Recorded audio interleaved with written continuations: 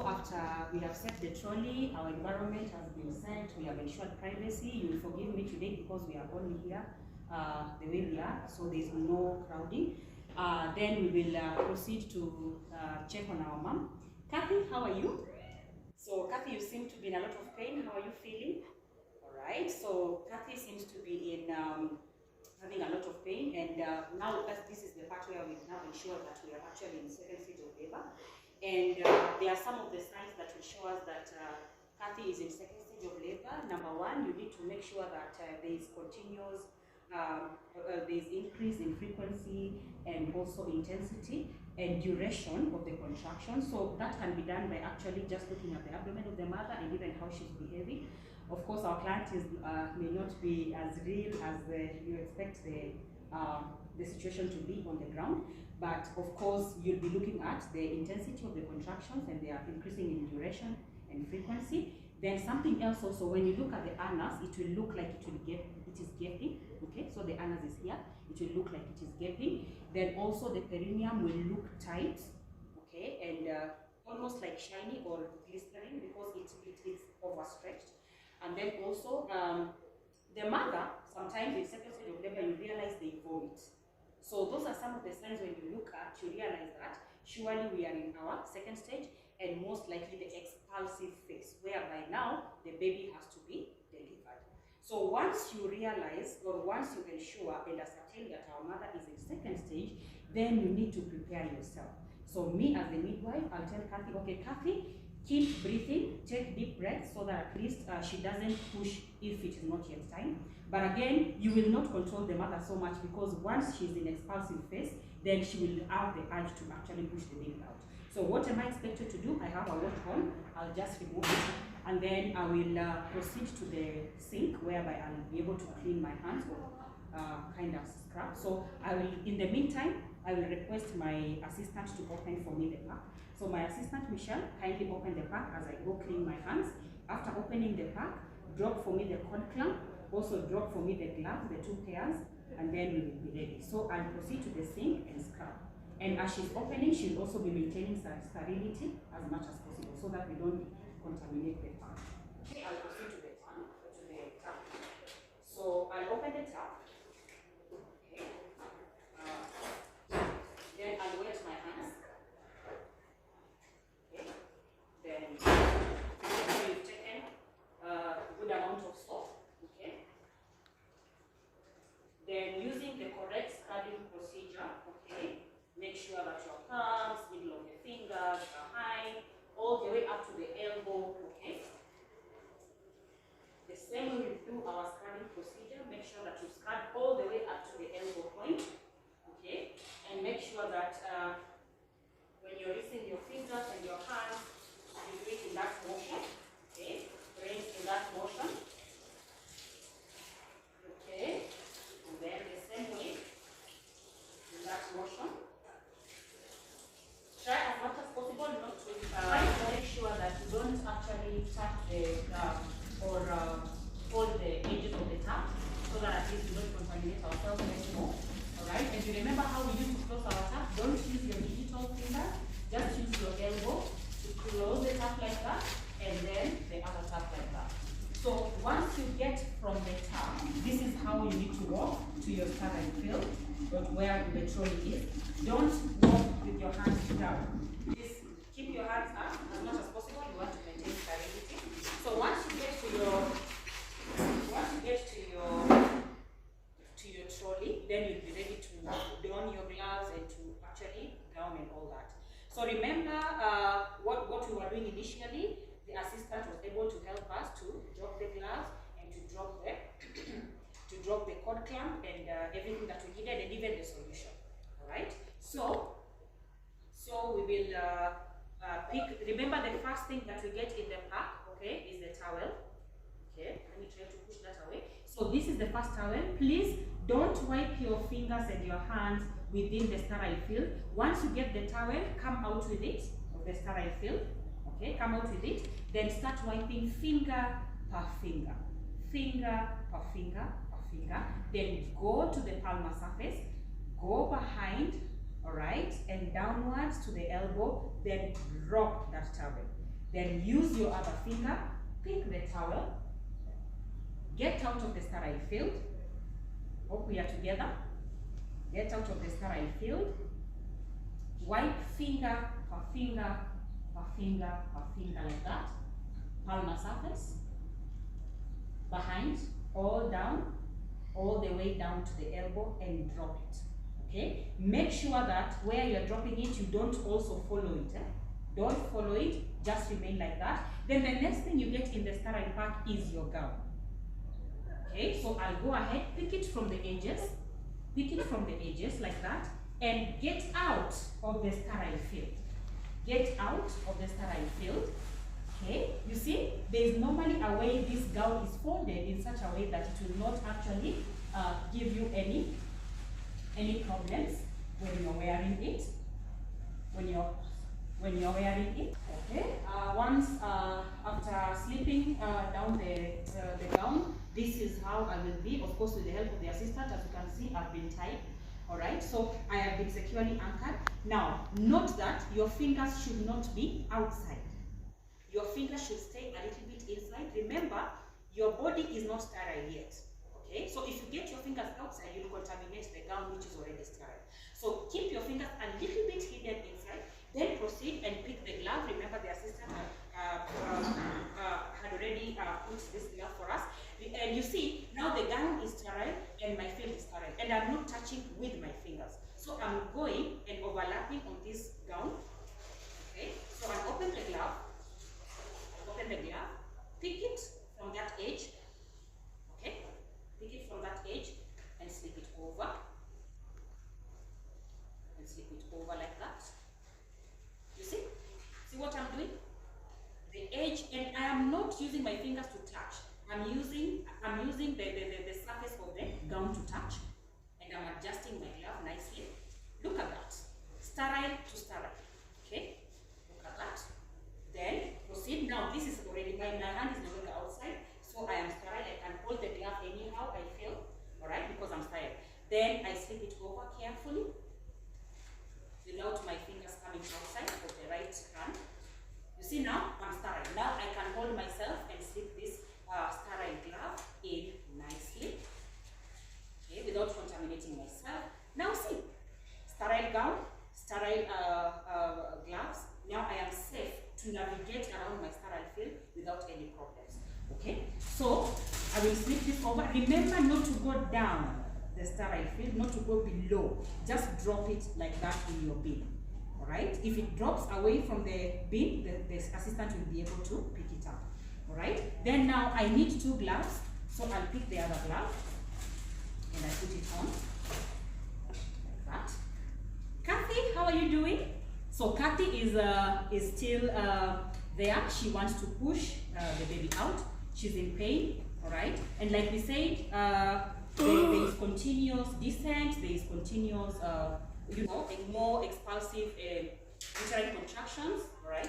And we are actually even seeing the mother having the anus gaping and also the perineum tightening, right? That tells you that the descent is good and the fetus is about to come out. So remove this, and remember, because I'm just demonstrating, I am not very swift right now, but when you're in labor ward, you have to be very swift. Okay, so the next thing I need, alright, so I'll be able to arrange what I need, put everything in place the way I require. Okay, so what next I will do is that, remember when I gave instructions to the assistant, she was also able to assist me. Here I have a galley pot. Alright, now the next thing to do is that you need to clean the mother. You need to clean the mother's perineum, so that you can proceed with the delivery procedure. You need to clean the mother's perineum. Okay, so we have our galley pot, and you remember we had instructed our assistant to actually pour some fluid in here for us. That is the antiseptic solution that I'm going to use to clean the mother. Now, note that you need to clean the mother first before you drape her. Okay, clean the mother first before you drape her. Okay, so I'm going to pick, you need 5 of this. Okay, so take 5 of them, they are already wet. Take 5 of them, 1, 2, 3, 4, 5. Take 5 of them, they are already wet, as you can see. Alright, and arrange them nicely. Now, using your dominant hand, arrange them on your dominant hand, and and we will be using the non-dominant hand to clean. Now, how do we clean the mother? Okay, so drop the first cotton swab, and then clean first the outer farthest labia. Okay, and try to see if you can drop it away. Then drop the second swab, clean the nearest, alright, the nearest that outer labia, like that. Then drop it away like that, at an angle. Drop the third one, clean the farthest innermost. Drop it at an angle. Drop the next one, clean the nearest, alright, innermost. Drop it at an angle. Then the final one, don't drop it, just open up the perineum like that. Then swab all the way up, going downwards like that, applying a little bit of firm pressure. Then remove it and drop. Good. Okay, so in ideal setups, you may want to actually have your sterile field closer to you. So that is exactly what I've done. Then ask the mother to assume the most appropriate position. Kathy, which position would you want to assume? Okay, Kathy seems to be comfortable in the supine position. So you just make sure you keep encouraging her to push with contractions. And if they are not contractions, then make sure that she takes deep breath. Okay, so Kathy, I want to proceed. So I swabbed the mother. What I'll need to do is now use my drapes to cover the mother. Now remember the technique we are supposed to be using. Here, the first drape goes on the nearest thigh. All right. Someone will ask why I'm using the nearest thigh. Is because if I start, for example, with the farthest thigh, I can contaminate myself. Okay, because I'm sterile and the thigh is not sterile. So I start with the nearest thigh like that. Then the next drape goes to the abdomen. The next drape goes to the abdomen. Right, Kathy, how are you feeling? My assistant, please check the baby's fetal heart rate. So that is what you need to keep doing. All right, the fetal heart rate has to be monitored. Then you take the farthest thigh like that. Okay, remember we have to keep sterility. Then of course, finally, ask the mother, Kathy, unaweza inuka kidogo. Please lift yourself a little bit up so that you can put the drape below. Okay, so we will just pretend that she has lifted herself up, but in ideal setup, because you will be using a real mother, then she will do that comfortably. Okay, so as you can see, I've draped my mom, and every part, her thighs, her abdomen is completely covered. So instruct your assistant to keep checking the fetal heart rate as the contraction ends. Then now you encourage the mother to bear down. Okay, when she feels like she has the urge to push, then she bears down. Then it will be good for you to have your pad. Okay, there are normally two pads, one to support and another one to support and another one to. Okay, so we have normally we have two perineal pads that are packed in the pack, so you can actually have one to help you support the perineum. In the meantime, as the mother is taking a recess with the contractions, you can arrange what you need. Normally we arrange the episiotomy scissors first, because in case you will require to give an episiotomy, if there is pelvic inadequacy, then this is what you will need first. And then of course you have, once the baby is born, you will require the artery forceps to help you to clamp. Then of course the scissors, once you're ready to cut the cord. Alright, so we have also the gauzes. Okay, you can have a few gauzes to be on standby so that you can wipe the face of the baby once it's coming out. Then of course now we are ready. So Kathy, anataka usukume mtoto and try as much as possible uende choo kubwa. Sometimes mothers don't understand what pushing is, so tell them to go for a long call, okay, so that at least they understand they are actually trying to pass stool, and in the act of passing stool, they are not actually aware that they are actually pushing the baby out. So, and also tell the assistant to keep checking on the mother. She can take sips of water, because you see this process of the mother is undergoing of labor pain is very exhausting, and they get fatigued. Most of the time you realize mothers have cracked lips, and as much as possible you want to keep them hydrated because they are also using a lot of effort. Okay, so the assistant will be taking care of that as she encourages the mother. So of course the mother will hold the legs on each side, and you'll be able to see what is happening on the perineum. Try to support. So you'll be seeing the head. We call that process whereby you're able to see the head at the perineal site. It's called crowning. So encourage the mother to bear down with every contraction. In the meantime, also take the assistant will be taking the fetal heart rate. After every contraction, the fetal heart rate. After every contraction, the fetal heart rate. And during this time now, we are waiting for crowning to take place. So when crowning takes place, you'll realize that you're able to see the uppermost part of the head at the perineum. Okay, and this is best signified by when you're able to see the head coming, okay, the first part of the head coming out, and it is not receding, it's not going back, it's coming out. Just note that if the head is coming out and going back, there could be some resistance that is caused by something maybe in utero. So be careful to see that there is crowning for sure and that you're able to see the head. So in this case, we will have our mother, the baby come out, all right?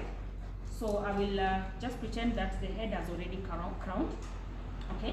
Once you realize there's crowning, tell the mother to, if there's no contraction, she relaxes. If there's a contraction, then she pushes so that the baby comes out. She pushes so that the baby comes out. Okay. So as the head is crowning also, so once crowning takes place, you'll be able to see a part of the fetal head. Check also for perineal adequacy. If the perineum is tight, then you will be able to realize that the fetal head cannot be able to pass. So try to fit your two fingers and check for perineal adequacy. If it is adequate, then both your two fingers will fit without any effort. Then continue encouraging the mother to push. So once the head is ready to come out, then it will come out. Okay, I'll just demonstrate because this is not a real client. So this is how the head will come out. All right. So once it comes out, the head will be delivered like that. So what you do immediately is to take your gauze and wipe the face of the baby. Now, at this point, when the head has been delivered, tell the mother to stop pushing. Catherine, nataka uache kusukuma mtoto sasa. Wacha tuone vile mtoto wako tumpanguze. Alright, so wipe the face of the baby nicely because we don't want to have our baby having so many secretions both in the nose and in the mouth. So wipe the baby's face correctly and nicely. And then now tell the mother to stop pushing as you wait for restitution to take place. In the meantime, the mother has stopped pushing, you're wiping the face, you are also checking for cord around the neck, okay? Because if we have a tight cord around the neck, it means the baby can get strangled. So check if there is cord around the neck, okay? If there is no cord, then you are fine. If there is a cord and you feel the cord is tight, only when the cord is tight, that is when you will actually clamp the cord and cut it at this point. But if it is not tight, then, if it is not tight and it's around the neck, then slip the cord over and have the baby delivered. So when the restitution takes place, this is what will happen. The head of the baby will turn, okay? The head of the baby will turn on either direction, on either side, and then now you use downward traction to deliver the upper shoulder. This is the upper shoulder. So you go downward traction to deliver, to release. Remember, the shoulder is arrested under the symphysis pubis. So use downward traction, hold the parietal eminences of the fetus, okay, with good support. Then you deliver the upper shoulder using downward traction. Then once it is delivered, go now using the upward traction to deliver the posterior shoulder. Then with a good grip and firm support, let the baby's body slide out, okay? Support the baby using your two fingers and put it on top of the mother's abdomen. Okay, so once you put it on top of the mother's abdomen, don't waste a lot of time. Dry the baby, okay? Dry the baby thoroughly. Okay, now our baby is here, and probably we expect that baby to be crying.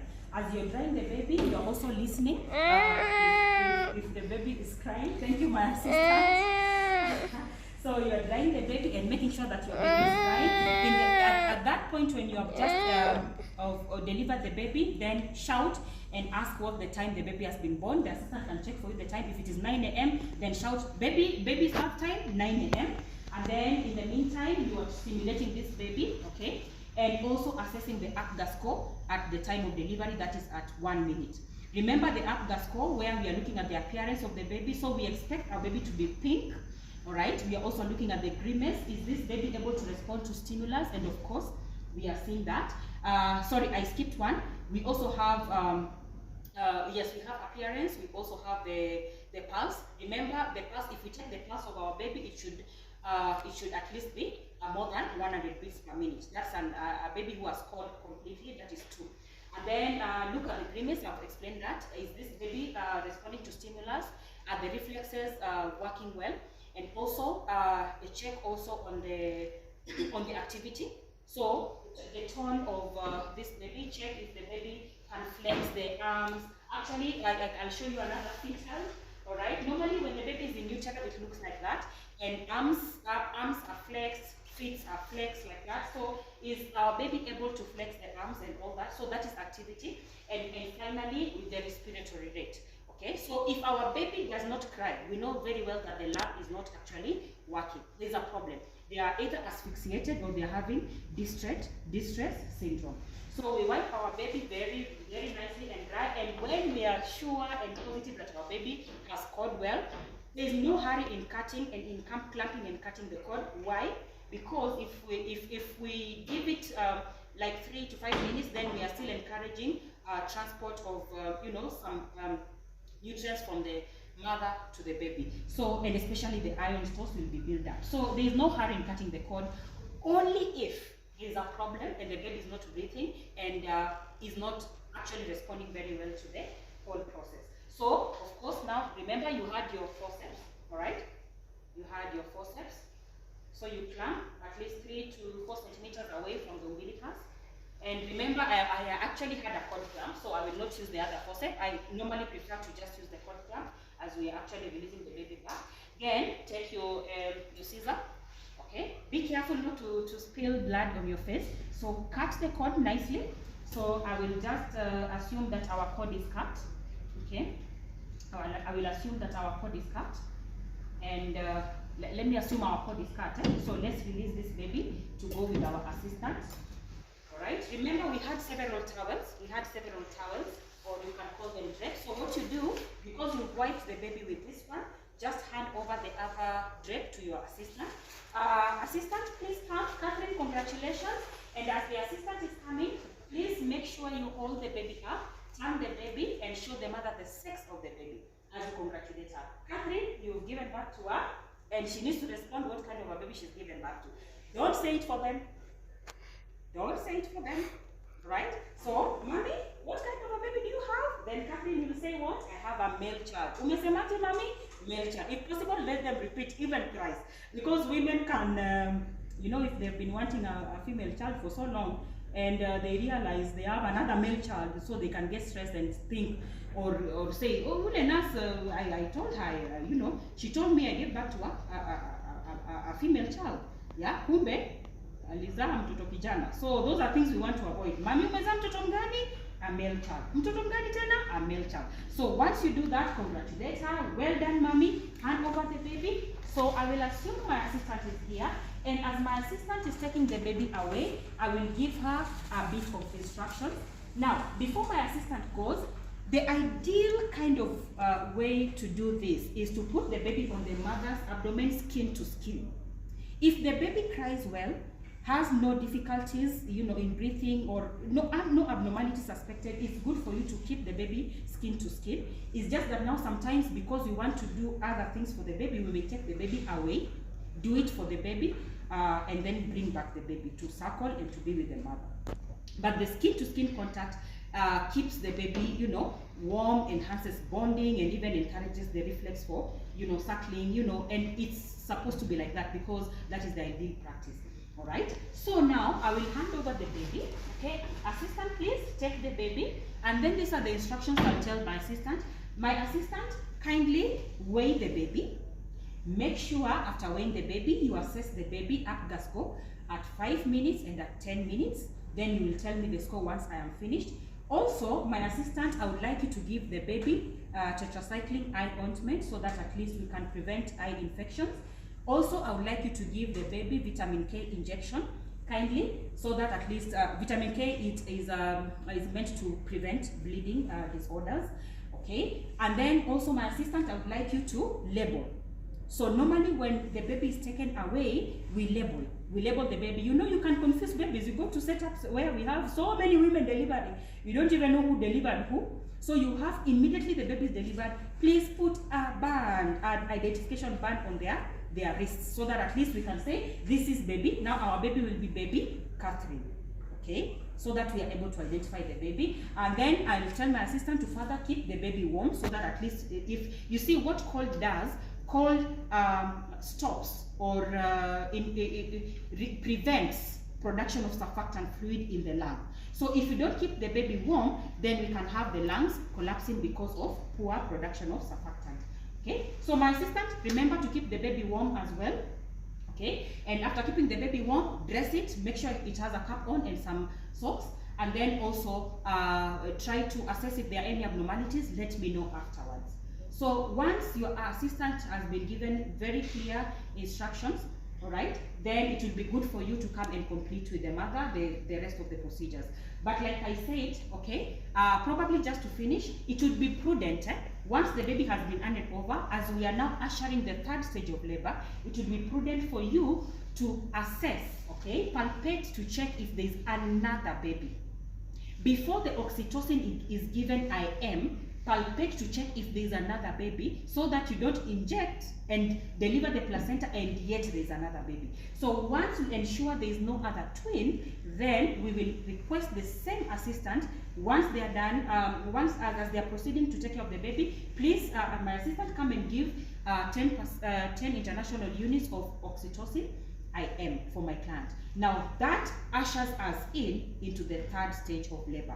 But since today we were focusing on 2nd stage of labor, I wish to end the session there, so that we pick it up from there to actually take care of our mother in the 3rd stage of labor. And for that, thank you very much. Let's see each other in the next session.